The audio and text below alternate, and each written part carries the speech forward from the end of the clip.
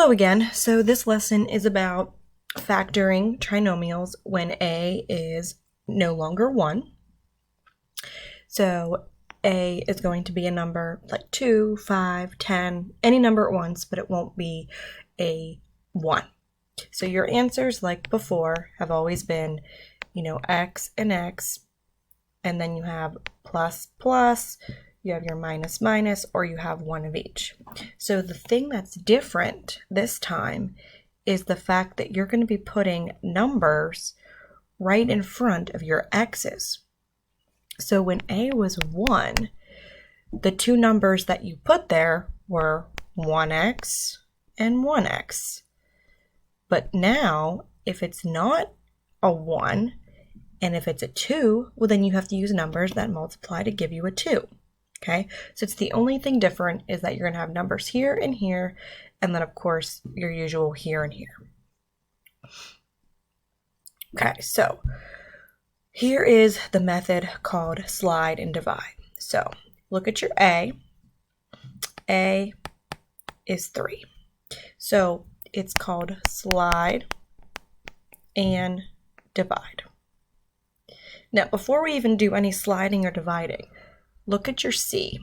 C is a positive. So your signs that you should know already are going to be plus and plus. So watch me do this. I'm going to take my 3, whoops, and I am sliding it, and I'm going to do 3 times 2. So my brand new trinomial is this. So notice what I did. The 3, I slid it to be multiplied by my 2. Now my A is a 1. So now this is what we've been doing for months now. Factors of 6 are 1 and 6 and 2 and 3. And which pair adds to give you a 7? Be 6 and 1. So x plus 6 and x plus 1. Now here's the trick. So you slid, now you divide. So divide by 3. A was 3.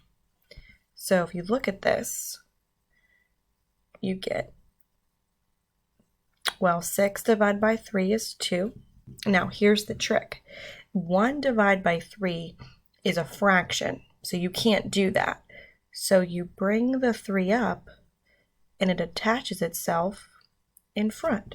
So your final answer is x plus 2, 3x plus 1. And FOIL to check. So if you look at this answer, there is no GCF, that's why we didn't do anything. And if we were to FOIL this answer, you would get your trinomial back. Okay, let's do another one. Okay, so this one. So A is 2. So we're going to slide, and it's going to be multiplied by 7. So it's x squared minus 15x plus 14. Parentheses, parentheses, x and x, double minus. So factors of 14 that give you 15. We got 1 and 14 and 2 and 7. Looks like this gives you 15, so 1 and 14. But now we need to divide by 2. Divide by 2, divide by 2. Okay, so let's start with this one. So x minus 14 divided by 2 is 7. You get a whole number. 1 divided by 2 is still a fraction. Swing the 2 in the front. And here is your answer. Again, FOIL to check.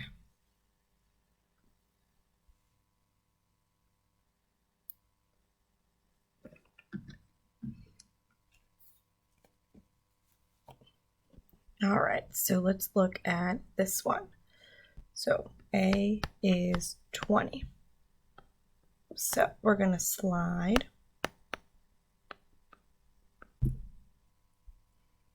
do 3 times 20. So you're going to get 60.